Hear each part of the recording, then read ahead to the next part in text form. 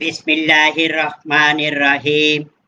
আসসালামু আলাইকুম ওয়া রাহমাতুল্লাহি ওয়া বারাকাতুহু। কারিগরি শিক্ষা অধিদপ্তরের পরিকল্পনা ও পরিচালনায় এবং অ্যাক্সেস টু ইনফরমেশন A2I এর কারিগরি সহায়তায় পলিটেকনিক ইনস্টিটিউটের ডিপ্লোমা ইন ইঞ্জিনিয়ারিং শিক্ষার্থীদের ফেসবুক লাইভ ক্লাস যে সকল শিক্ষার্থী দেশের বিভিন্ন প্রান্ত হতে ইন্টারনেটের মাধ্যমে সংযুক্ত হয়েছে তাদের সকলকে আমি স্বাগত জানাই। প্রিয় শিক্ষার্থীবৃন্দ, আশা করি তোমরা সকলেই ভালো আছো এবং সুস্থ আছো। উপস্থাপনায় আমি প্রকৌশলী মোহাম্মদ আব্দুল সালাম চৌধুরী, চিফ ইন্সট্রাক্টর ও বিভাগীয় প্রধান, কম্পিউটার টেকনোলজি বিভাগ, চট্টগ্রাম পলিটেকনিক ইনস্টিটিউট। শিক্ষার্থীবৃন্দ, আজকের ক্লাসে আমি তোমাদের কম্পিউটার টেকনোলজি বিভাগের চতুর্থ পর্বের ডেটা কমিউনিকেশন সিস্টেম বিষয়টি নিয়ে হাজির হয়েছি। বিষয় কোড 66644। আমি একটু দেখে নিই। হ্যাঁ, ঠিক আছে সব। আজকের প্রিয় শিক্ষার্থী, আজকের ক্লাস নাম্বার 7, অধ্যায় 7 এবং আলোচ্য বিষয় নেটওয়ার্ক টপোলজি।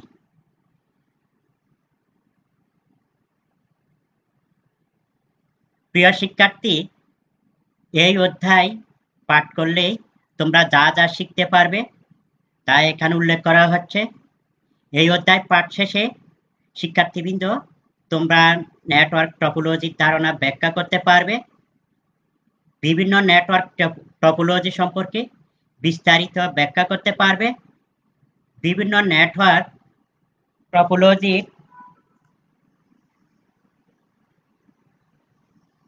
ব্যবহার, সুবিধা ও অসুবিধা সমূহ ব্যাখ্যা করতে পারবে।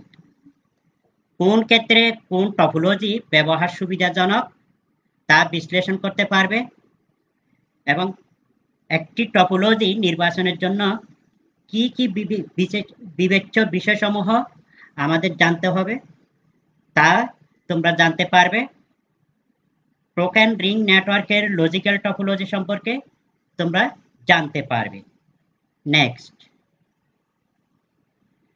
প্রিয় শিক্ষার্থী, নেটওয়ার্ক টপোলজি। তো নেটওয়ার্ক টপোলজিটা কি সেটি জানার আগেই আমরা এখানে কিছু ছবি দেখি। এখানে একটি ছবি, আরেকটি ছবি, এখানে একটি ছবি।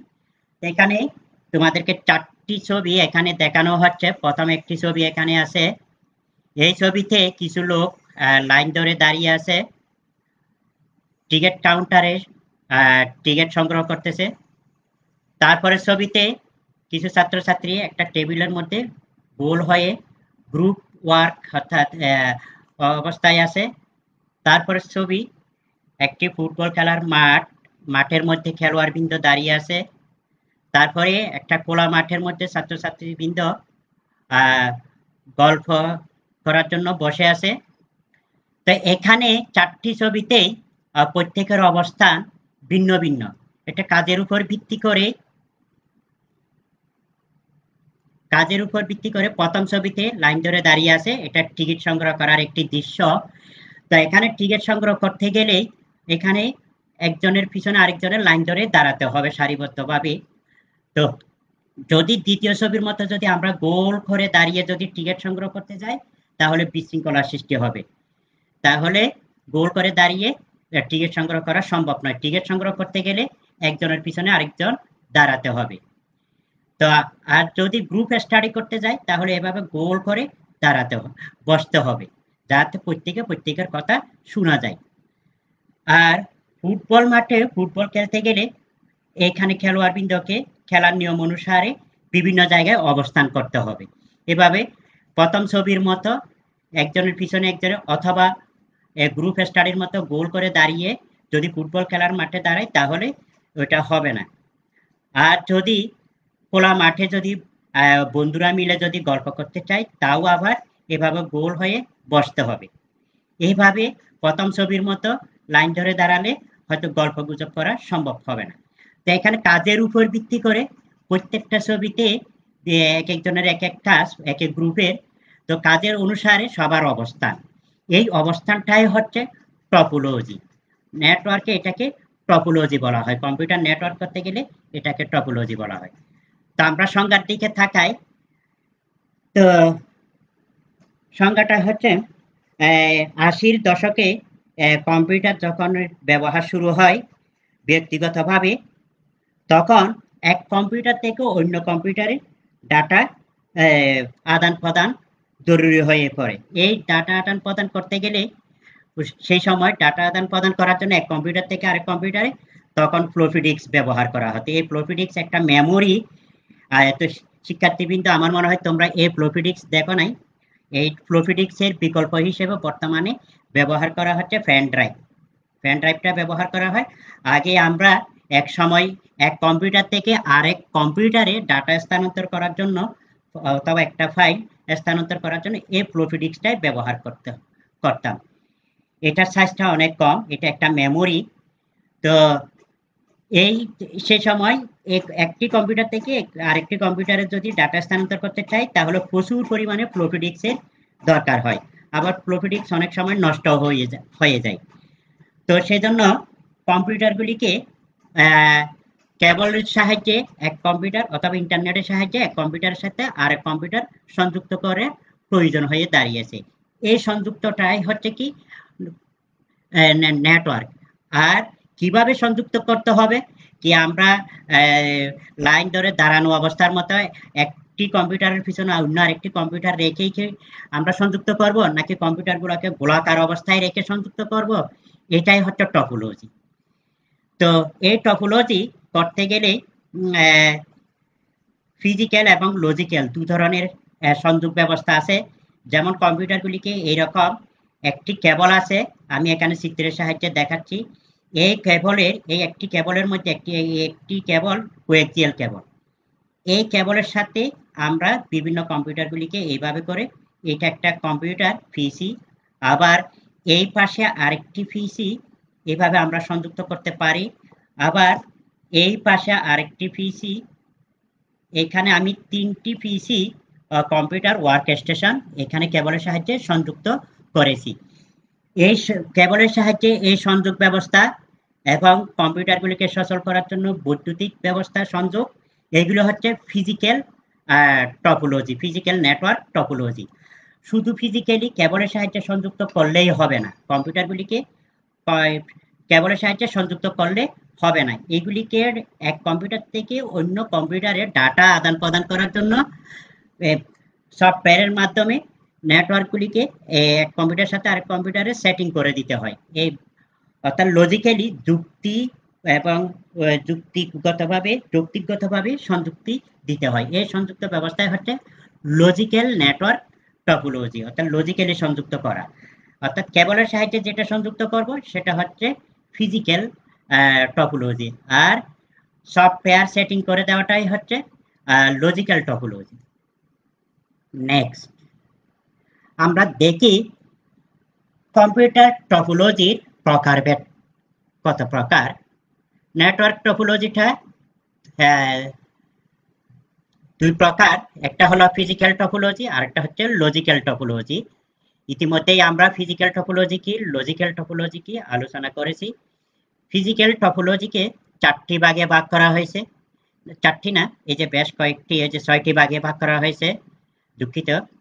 এই 6টি ভাগটা হচ্ছে bus topology, ring topology, star topology, mesh topology, tree topology, তারপর হচ্ছে হাইব্রিড টপোলজি। এই 6টা ভাগে ভাগ করা হয়েছে।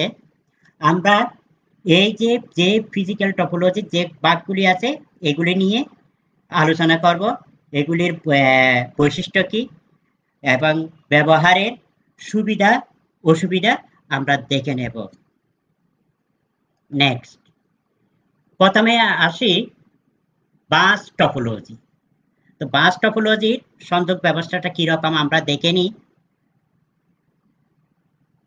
এখানে একটি বাস টপোলজির চিত্র দেখানো হচ্ছে। তো এইখানে একটি বাস টপোলজির বৈশিষ্ট্যটা হচ্ছে এটা একটি একেবারেই সরল নেটওয়ার্ক ব্যবস্থা এবং ইনস্টলেশন সহজ এবং সুবিধাজনক, ডাটা ট্রান্সমিশন করাও সুবিধাজনক। তো এইখানে এই বাস টপোলজির মূল একটি ব্যাকবোন থাকে, এই মূল একটি কেবল থাকবে, এটা কোএক্সিয়াল কেবল দিয়ে করা হয় এবং 10/T কানেক্টরের সাহায্যে প্রতিটি কম্পিউটার নির্দিষ্ট দূরত্ব রেখে সংযুক্ত করা হয়। এই ব্যাকবোনের সাথে এই কম্পিউটারগুলিকে সংযুক্ত করা হয়। এখানে work station 1, work station 2, work station 3, work station 4 এবং ওয়ার্ক স্টেশন 5। তো প্রতিটি কম্পিউটার নির্দিষ্ট দূরত্ব রেখেই এই ব্যাকবোনের সাথে সংযুক্ত অবস্থায় থাকে। এই বাস টপোলজিতে কিন্তু কোনো সার্ভার থাকে না। এখানে প্রতিটি কম্পিউটার সমান কনফিগারেশনের এবং সমান শক্তিশালী এবং প্রত্যেকে উভয় দিক থেকে ডাটা ট্রান্সমিট করতে পারে, যে কোনো সময়, যে কোনো টাইমে, যে কোনো পর্যায়ে এরা ডাটা ট্রান্সমিট করতে পারে। তো এই নেটওয়ার্কের সুবিধাটা কি? এই নেটওয়ার্কের সুবিধা হচ্ছে, এই নেটওয়ার্কে যেহেতু একটি মাত্র কেবলের সাহায্যে সংযুক্ত, এটা অনেকটা সহজ, ইনস্টলেশন ও সহজ, রক্ষণাবেক্ষণও সহজ, কেন্দ্রীয় কোনো সার্ভার থাকে না, নিয়ন্ত্রণ ব্যবস্থা থাকে না, সার্ভার না থাকায় এটার খরচও অনেকটা কম। তো এখান থেকে যদি কোনো একটি পিসি যদি ডাটা ট্রান্সমিট করতে চায়, যেমন আমি ধরে নিই এই প্রথম ওয়ার্ক স্টেশনটি একটি ডাটা ট্রান্সমিট করব অন্য কোনো পিসিগুলির মধ্যে। তো অন্যগুলো যে কোনো পিসির মধ্যে যদি ডাটা ট্রান্সমিট করতে চায়, তাহলে সে করবে কি, ওয়ার্ক স্টেশন 1 প্রথমে ডাটা যে প্যাকেট তৈরি করা হয়েছে, ডাটা প্যাকেটের মধ্যে একটা অ্যাড্রেস থাকে, অর্থাৎ কোন কম্পিউটারে পাঠানো হবে সেই অ্যাড্রেসটি লেখা থাকে। প্রথমে ওয়ার্ক স্টেশন 1 তার এই যে মেসেজ প্যাকেটের যে অ্যাড্রেস আছে, অ্যাড্রেসটি এই ব্যাকবোনে ছেড়ে দেওয়া হবে। ছেড়ে দিলে প্রতিটি কম্পিউটার, বাকি যে কম্পিউটারগুলি আছে সবাই অ্যাড্রেসটি গ্রহণ করবে এবং প্রত্যেকে মিলিয়ে দেখবে কার কাছে পাঠানো হয়েছে। তো ধরে নিই আমরা ওয়ার্ক স্টেশন 5-এ পাঠানো হয়েছে, তো 5-এ অ্যাড্রেসটি মিলিয়ে দেখবে, যদি মনে করে যে ওয়ার্ক স্টেশন 5 যদি মনে করে যে ওয়ার্ক স্টেশনের 5-এ পাঠানো হয়েছে, অ্যাড্রেসটি যদি মিলে যায়, তাহলে ওয়ার্ক স্টেশন 5 একটি অ্যাকনলেজমেন্ট সিগন্যাল পাঠাবে ওয়ার্ক স্টেশন 1 এর কাছে। ওয়ার্ক স্টেশন এই অ্যাকনলেজমেন্ট সিগন্যালটি পাওয়ার পরেই যখন নিশ্চিত হয় যে হ্যাঁ ওয়ার্ক স্টেশন 5 সচল আছে, তাহলে সে ডাটা প্যাকেটটি ছেড়ে দেবে। ছেড়ে দিলে ডাটা প্যাকেটটি সোজা এই জায়গায় চলে আসবে। এই তো এটার একটু যে সুবিধা অসুবিধাটা আমি দেখাই। বাস টপোলজির ফিজিক্যাল লাইনের সংখ্যা একটি, সেই জন্য এটি খুবই সাধারণ। এখানে যদি আমি সম্প্রসারণ করতে চাই, এইটাকে যদি সম্প্রসারণ করতে চাই, তাহলে এখানে একটি রিপিটার ব্যবহার করতে হবে। রিপিটার ব্যবহার করে এটাকে আরো বেশি বাড়ানো যেতে পারে। তো এখান থেকে যে কোনো সময় যে কোনো কম্পিউটারকে আমরা সংযোজন অথবা বিয়োজন করতে পারি। তো ডাটা অন্য কোনো কম্পিউটারে বন্ধ থাকবে না, অন্য কোনো সবগুলো কম্পিউটারে ডাটা চলতে থাকবে। তো এটার আরেকটা অসুবিধা হলো, যদি এই ব্যাকবোনটা যদি নষ্ট হয়ে যায়, মূল অংশটা, তাহলে সবগুলি কম্পিউটারের ডাটা আদান প্রদান বন্ধ হয়ে যাবে। এটার গতিও কিছুটা কম। এখানে সুবিধা অসুবিধা দেখানো হচ্ছে, আমি বলেই ফেলছি ব্যাখ্যা করার সময়। এরপরে আসি রিং টপোলজি। রিং টপোলজিটা কি আমরা দেখে নিই। আসলে রিং টপোলজিটা একটা বাস টপোলজির মতো। এখানে শুধুমাত্র বাস টপোলজিটা ছিল এরকম সোজা একটা লাইনের সাথে যুক্ত করা প্রতিটি কম্পিউটার, আর রিং টপোলজিতে এই লাইনটাকে যদি ঘুরিয়ে এইভাবে সংযুক্ত করে দেওয়া হয়, তাহলে এটা রিং টপোলজি হয়ে যায়। তো রিং টপোলজিতে একটা রিং থাকে, রিংয়ের চারিদিকে কম্পিউটারগুলি সংযুক্ত অবস্থায় থাকে। প্রতিটি কম্পিউটারে দুটি লাইন থাকে, একটি ইনপুট লাইন আর একটা আউটপুট লাইন। তো ডাটা কোন দিক থেকে কোন দিকে ট্রান্সমিট হবে সেটা আগে থেকে নির্ধারণ করে দেওয়া হয়, যে আমাদের এখানে ডান দিক থেকে ঘুরে তারপরে যে বাম দিকে ডাটাটি চলাচল করতেছে।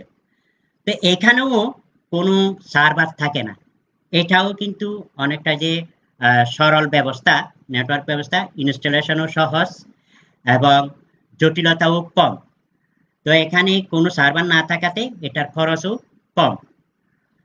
তো এখানে যদি কোনো একটি পিসি যদি ডাটা ট্রান্সমিট করতে চায়, যেমন এখানেও 1 নাম্বার যে ওয়ার্ক স্টেশন আছে, এই 1 নাম্বার ওয়ার্ক স্টেশন যদি কোনো একটি মেসেজ ট্রান্সমিট করতে চায়, তাহলে প্রথমে এটা 2 তেই আসবে, ওয়ার্ক স্টেশন 2 তেই আসবে।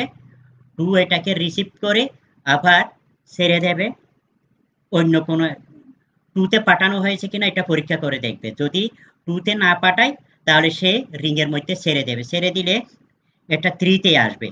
3 ওটাকে সেন্স করে দেখবে, পরীক্ষা করে দেখবে, যদি 3 তে পাঠানো হয় তাহলে সে রিসিভ করবে। এইভাবে করে রিংয়ের মধ্যে ডাটা এক কম্পিউটার থেকে অন্য কম্পিউটারে ডাটা ট্রান্সমিট করে। তো এখানে একটা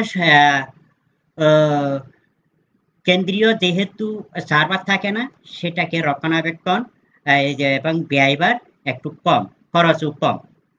তবে এটার অসুবিধাটা কি, যে কোনো একটি পিসি যদি নষ্ট হয়ে যায় অথবা কোনো কম্পিউটার যদি আমি সংযোজন করতে চাই অথবা কোনো কম্পিউটার এখান থেকে বাদ দিতে চাই, সে সময় বাকি কম্পিউটারগুলি কি অচল হয়ে যায়, অর্থাৎ ডাটা আদান প্রদান বন্ধ হয়ে যায়।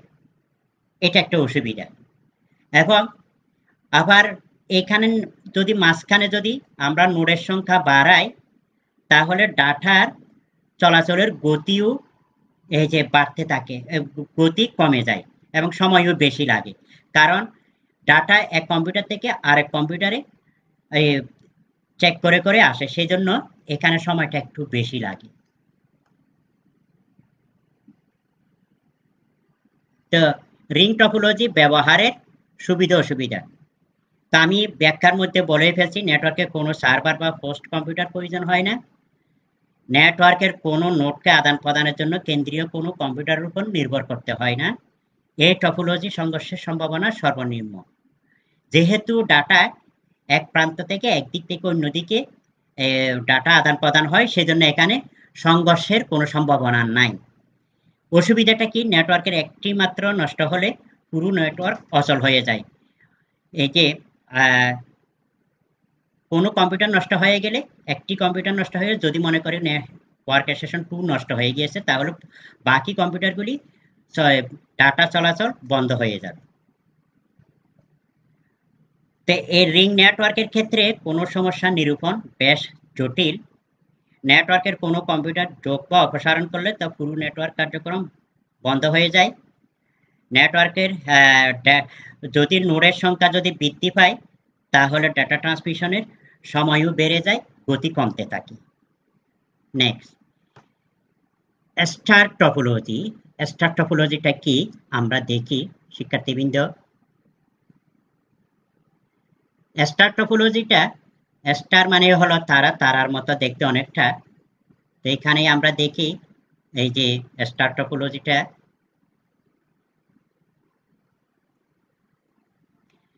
স্টার টপোলজিতে একটি কেন্দ্রীয় ব্যবস্থা থাকে, অর্থাৎ সার্ভার থাকে। এখানে যেহেতু মাঝখানে হাত দেখানো হয়েছে, আসলে এটা সার্ভার। এই সার্ভারের সাথেই এই বাকি কম্পিউটারগুলি যদি সংযুক্ত করতে চায়, কম্পিউটার হোক, প্রিন্টার হোক, অন্যান্য কোনো ডিভাইস হোক, যদি সংযুক্ত করতে চায়, তাহলে একটি হাবের প্রয়োজন। এই হাবের সাথেই বাকি কম্পিউটারগুলি সংযুক্ত অবস্থায় আছে। তো এইখানে কেন্দ্রীয় নিয়ন্ত্রণ ব্যবস্থা আছে। কেন্দ্রীয় নিয়ন্ত্রণ ব্যবস্থা থাকার ফলে কোনো যে কোনো কম্পিউটার যে কোনো সময় ডাটা আদান প্রদান করতে পারে, কিন্তু সংঘর্ষের কোনো সম্ভাবনা নাই। অর্থাৎ তাহলে এখানে ডাটা ট্রান্সমিশনের সময় কোনো মিসিং হয় না। এখান থেকে সুবিধাটা কি, যে কোনো সময় যে কোনো কম্পিউটার আমরা সংযোজনও করতে পারি, আবার বাদও দিতে পারি। কিন্তু বাকি কম্পিউটারগুলির মধ্যে ডাটা আদান প্রদান চলতে থাকবে। যেমন এখান থেকে একটি কম্পিউটার আমি বাদ দিয়েছি, এই কম্পিউটারটা আমরা সংযোগ ব্যবস্থা বাদ দিয়েছি, বাদ দিলেও বাকিগুলির মধ্যে ডাটা আদান প্রদান চলতে থাকে, কোনো ধরনের ক্ষতি হয় না, বন্ধ থাকে না ডাটা আদান প্রদান। তো এখানে অসুবিধাটা কি, অসুবিধা হচ্ছে যেহেতু এখানে একটি সার্ভার থাকে, সার্ভারের মেইনটেনেন্স খরচ আছে, সেজন্য একটু ব্যয়বহুল, এবং প্রতিটি কম্পিউটার আলাদা আলাদাভাবে সংযুক্ত, এখানে তারেরও অনেক বেশি লাগে এবং কেবলের পরিমাণ বেশি, তো খরচও বেশি হয়ে যায়। এবং এখানে দেখায় এই স্টার টপোলজির ব্যবহারের সুবিধা অসুবিধা সমূহ। এখানে এই টপোলজিতে কোনো একটি নোড নষ্ট হলে নেটওয়ার্কের বাকি নোডগুলি প্রভাবিত হয় না, আমি বলেই ফেলছিলাম। এই টপোলজিতে টুইস্টেড পেয়ার, কোয়াক্সিয়াল কেবল, ফাইবার অপটিক কেবল ব্যবহার করা যায়, সব কেবল ব্যবহার করে টপোলজিটা গঠন করা সম্ভব। কেন্দ্রীয়ভাবে নেটওয়ার্কের রক্ষণাবেক্ষণ সমস্যা নিরূপণ সহজ, যেহেতু এটাতে সার্ভার আছে, সার্ভারের সাহায্যে বাকি কম্পিউটারের যে কোনো সমস্যা দেখা দিলে এটা নির্ণয় করা যায় সহজে। ডেটা চলাচলের স্পিডটা অনেক বেশি। অসুবিধাটা কি, এই টপোলজিতে কেন্দ্রীয় ডিভাইস হাবটি নষ্ট হয়ে গেলে, অর্থাৎ এখানে সার্ভার অথবা যদি এই হাবটি যদি নষ্ট হয়ে যায়, তাহলে বাকি সবগুলি কম্পিউটারের ডাটা চলাচল বন্ধ হয়ে যাবে। স্টার টপোলজিতে প্রচুর পরিমাণে কেবল কেন্দ্রীয় ডিভাইস ব্যবহৃত হয়, বিধায় এটি ব্যয়বহুল। নেটওয়ার্কের কার্যক্ষমতা কেন্দ্রীয় ডিভাইসের উপর নির্ভর করে, অর্থাৎ সার্ভারের উপর নির্ভর করে। Next, tree topology. ট্রি টপোলজিটা কি, ট্রি মানে গাছ, এই যে গাছের শাখা প্রশাখার মতো এই যে এই টপোলজিটা, এখানে হচ্ছে প্রতিটি এখানে নোট আছে, গাছের যেমন প্রতিটি শাখা প্রশাখায় পাতা থাকে, এই পাতাগুলি হচ্ছে এক একটা নোট, সেজন্য এটা গাছের সাথে তুলনা করা হয়েছে। তো মূল গাছটিকেই ব্যাকবোন বলা হয়। এই ব্যাকবোনের সাথে শাখা প্রশাখাগুলি একটি হাবের সাহায্যে এখানে সুইচ অথবা হাব দিয়ে বাকি নোটগুলি সংযুক্ত অবস্থায় থাকে, এই যে বিভিন্ন নোটগুলি সংযুক্ত অবস্থায় থাকে। তো এখানে এই ব্যাকবোনের মধ্যে ডাটাটা চলাচল করতে থাকে।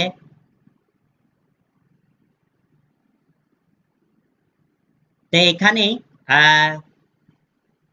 একটি যে সার্ভার আমরা ইচ্ছা করলে এখানে সংযোজন করতেও পারি, আবার সার্ভার ছাড়াও হয়তো করা সম্ভব এই যে সুইচের সাহায্যে।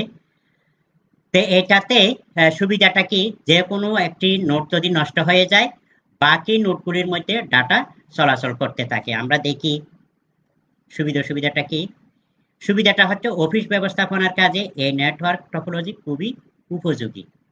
শাখা প্রশাখা সৃষ্টির মাধ্যমে ট্রি টপোলজি নেটওয়ার্ক সম্প্রসারণ করা সহজ। যদি আমরা এটাকে সম্প্রসারণ করতে চাই, তাহলে এই যে এইদিকে যে হাব বা সুইচ আছে, এই হাব বা সুইচের সাথে অন্য আরেকটি হাব সংযুক্ত করে আমরা এটাকে বর্ধিত করতে পারি। নতুন কোনো নোট সংযোজন বা বাদ দিলে স্বাভাবিক কাজকর্মে কোনো অসুবিধা হয় না। এই যে আমরা বলেছিলাম, এখান থেকে যদি কোনো একটি নোট যদি আমরা অকেজো হয়ে যায়, অথবা এটাকে আমরা যদি বাদ দিতে চাই, অথবা নতুন আরেকটি নোট যদি যোগ করতে চাই, তাহলে বাকিগুলি সচল অবস্থায় থাকবে, কোনোদিন নষ্ট হবে না। তবে এটার অসুবিধাটা কি, এই ব্যাকবোনটা নষ্ট হয়ে গেলে পুরো নেটওয়ার্কটি অচল হয়ে যায়, এটা একটু অসুবিধা। তো আমি এই যে রুট বা সার্ভার কম্পিউটারের সমস্যা দেখা দিলে ট্রি টপোলজি নেটওয়ার্ক অচল হয়ে যায়। এই টপোলজি কিছুটা জটিল ধরনের। Mash topology. ম্যাশ টপোলজিটা কি, ম্যাশ টপোলজিটা অনেকটা রিং টপোলজির মতো, চারিদিকে কম্পিউটারগুলি থাকে, আবার প্রত্যেক কম্পিউটারের সাথে সংযুক্ত অবস্থায় থাকে, এটা হচ্ছে ম্যাশ টপোলজি। তো এই কম্পিউটারে কোনো একটি ওয়ার্ক স্টেশন যদি অন্য কোনো একটি ওয়ার্ক স্টেশনে ডাটা পাঠাতে চায়, যে কোনো ওয়ে দিয়ে সে ডাটা পাঠাতে পারে, যে কোনো, যেহেতু এখানে অনেকগুলি সংযোগ ব্যবস্থা আছে। তো এখানেও কিন্তু কোনো সার্ভার থাকে না এবং প্রতিটি কম্পিউটার সমান শক্তিশালী, প্রত্যেকে সমান শক্তিশালী, এখানে কোনো কেন্দ্রীয়ভাবে নিয়ন্ত্রণ ব্যবস্থা নাই। যে কোনো, যদি এখানে কোনো একটি পিসি যদি নষ্ট হয়ে যায়, বাকি কম্পিউটার ওই যে কোনো উপায়ে ডাটা ট্রান্সমিট করতে পারে। যদি মনে করি যে এখানে 6 নম্বর ওয়ার্ক স্টেশনটি নষ্ট হয়ে গিয়েছে, নষ্ট হয়ে গেলে তাহলে এই পাশ সবার সাথে সংযোগ ব্যবস্থা নষ্ট হয়ে যেতে পারে। তাহলে এই 1 নাম্বার যদি ডাটা পাঠাতে চায় 4 নাম্বারে, তাহলে এই সংযোগ ব্যবস্থা দিয়ে সে পাঠাতে পারবে। এটা একটা সহজ। তো এটা সুবিধা অসুবিধাটা কি মেশ টপোলজি আমরা দেখে নিই। সুবিধা হচ্ছে যে কোনো দুটি নোডের মধ্যে খুব দ্রুত গতিতে সংকেত অর্থাৎ মেসেজ আদান প্রদান করা যায়। কোনো কম্পিউটার বা সংযোগ লাইন নষ্ট হয়ে গেলে তেমন কোনো অসুবিধা হয় না, অর্থাৎ সহজে নেটওয়ার্ক খুব বড় ধরনের সমস্যার সৃষ্টি হয় না। এতে ডেটা কমিউনিকেশনের অনেক বেশি নিশ্চয়তা থাকে, কারণ এখানে যে কোনো একটি লাইন যদি নষ্ট হয়ে যায়, সে অন্য লাইনের মাধ্যমে ডাটা ট্রান্সমিট করতে পারে। সেজন্য এটা সংযোগ ব্যবস্থার নিশ্চয়তাটা বেশি। নেটওয়ার্কের সমস্যা খুব সহজে সমাধান করা যায়, যেহেতু এটাও অনেকটা সিম্পল এবং সরল ব্যবস্থা। তো এই জন্য এখানে জটিলতাও কম এবং সমস্যা সমাধান করাও সহজ। অসুবিধা, এই টপোলজি এ নেটওয়ার্ক ইনস্টলেশন কনফিগারেশন বেশ জটিল। নেটওয়ার্কে অতিরিক্ত লিঙ্ক স্থাপন করতে গিয়ে বিদায় এতে খরচ বেড়ে যায়, যেহেতু প্রতিটি কম্পিউটার এখানে এই একটি কম্পিউটার বাকি যে এখানে 6টি কম্পিউটারের মধ্যে ধরে নিয়ে 2 নাম্বার কম্পিউটার বাকি আছে আরো 5টি। এই 5টি কম্পিউটারের সাথে যদি আমি সংযোগ দিতে চাই একটি কম্পিউটারের সাথে, তাহলে আমাকে 5টি কেবলের দরকার হবে, 5টি কেবল। এইরকম করে প্রতিটি কম্পিউটার একে অপরের সাথে সংযুক্ত করতে গিয়ে অনেকগুলি কেবলের দরকার হয়, তাহলে ব্যয়টাও অনেকটা বেড়ে যায়। এটা একটা অসুবিধা। হাইব্রিড টপোলজিটা কি আমরা দেখে নিই। হাইব্রিড টপোলজিটা হচ্ছে এখানে একটা স্টার টপোলজি আছে আলাদা, তারপর এখানে একটা রিং টপোলজি আছে, এটা একটা স্বতন্ত্র একটি টপোলজি। অর্থাৎ এটা আমরা যদি একটা বিল্ডিং এর কথা চিন্তা করি, তো বিল্ডিং এর একটা রুমের মধ্যেই আছে স্টার টপোলজিতে সবগুলি কম্পিউটার সংযুক্ত অবস্থায় আছে। আরেকটা রুমের মধ্যে যে কয়টি কম্পিউটার আছে সবগুলি রিং টপোলজিতে সংযোগ সংযোগ ব্যবস্থায় আছে। আরেকটা রুমের মধ্যে যে কম্পিউটারগুলি আছে সেগুলি কিন্তু বাস টপোলজিতে আছে। এই যে বিভিন্ন রুমের মধ্যে বিভিন্ন ধরনের টপোলজি দিয়ে কম্পিউটারগুলি সংযুক্ত অবস্থায়, সেগুলি এক রুমের সাথে অন্য রুমের যে সংযোগ ব্যবস্থা, এটা হচ্ছে হাইব্রিড টপোলজি। তো এখানে সুবিধাটা কি? সুবিধা হচ্ছে কোনো একটা টপোলজি যদি নষ্ট হয়ে যায়, বাকি টপোলজিগুলি সচল অবস্থায় থাকে। বাকি টপোলজিগুলি, যেমন ধরে নি এখানে স্টার টপোলজি নষ্ট হয়ে গিয়েছে, তাহলে এখানে রিং টপোলজি, বাস টপোলজি সচল থাকবে।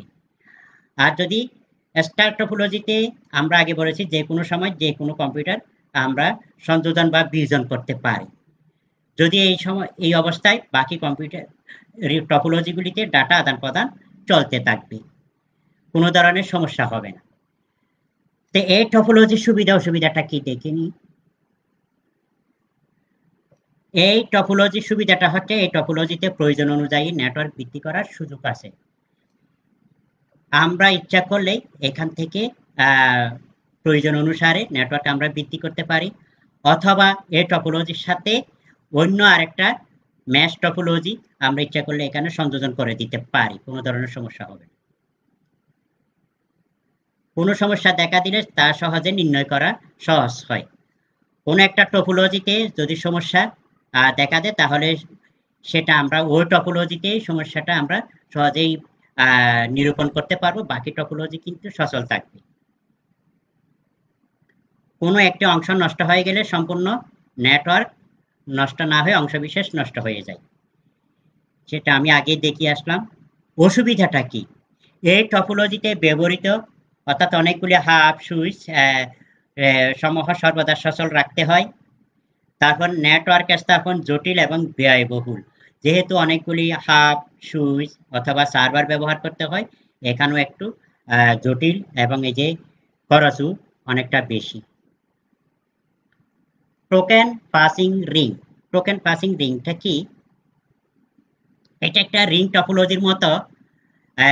একটা রিং আছে, এই রিং এর সাথে বাকি এই যে কয়টা PC, work station 1, work station 2, work station 3, work station 4, এই কম্পিউটারগুলো সংযুক্ত অবস্থায় আছে। তো এইখানে এই দিক থেকে ইউনিডিরেকশনালি একদিকে ডাটা ট্রান্সমিট হয়। এই যে আমি দেখাই, এই দিক থেকে এদিকে ডাটা ট্রান্সমিট হচ্ছে। তো এখান থেকে মনে করি ওয়ার্ক স্টেশন 1 ডাটা ট্রান্সমিট করবে। যদি ওয়ার্ক স্টেশন ডাটা ট্রান্সমিট করতে চাই, প্রথমে টোকেনের সাহায্যে একটি টোকেন রিং এর মধ্যে ছেড়ে দেবে। সেই টোকেনটি পার্শ্ববর্তী যে ওয়ার্ক স্টেশন আছে পার্শ্ববর্তী ওয়ার্ক স্টেশনকে সেন্স করতে থাকবে। সেন্স করা মানে টুকা দেওয়া। টোকেনটা হচ্ছে একটি সফটওয়্যার। টোকেনে এই সফটওয়্যারের সাহায্যে এই পার্শ্ববর্তী কম্পিউটারকে সেন্স করবে, এটা ফ্রি আছে কিনা দেখবে। যদি ফ্রি থাকে তাহলে সে টোকেনটি গ্রহণ করবে, গ্রহণ করে এই ওয়ার্ক স্টেশন 2 তে ডাটাটি পাঠিয়েছে কিনা সে দেখবে।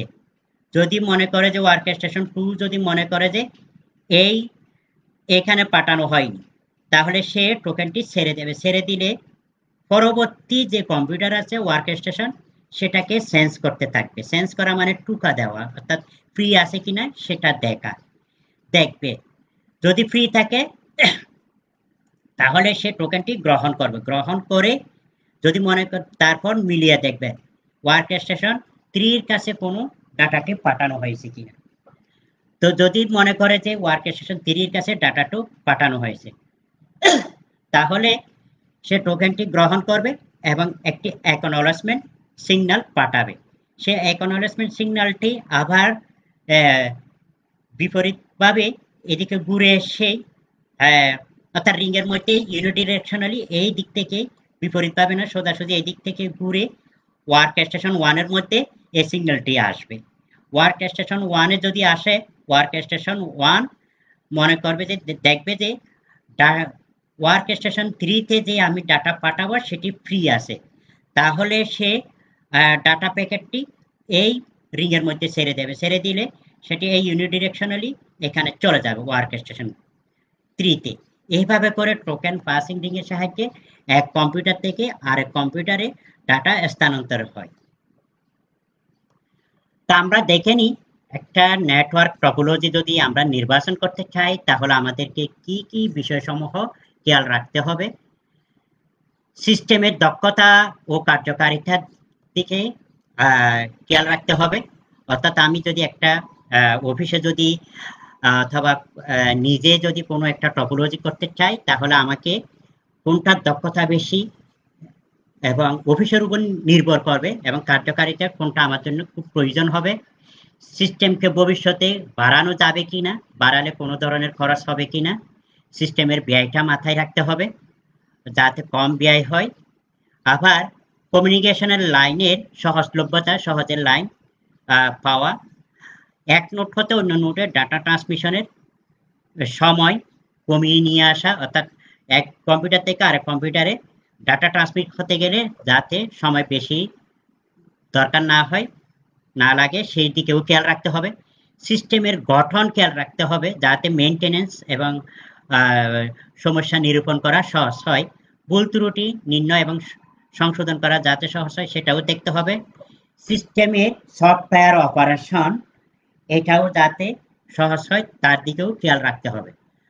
তো প্রিয় শিক্ষার্থী, আজকে আমরা এইটুকু রেখেই শেষ করতে চাই।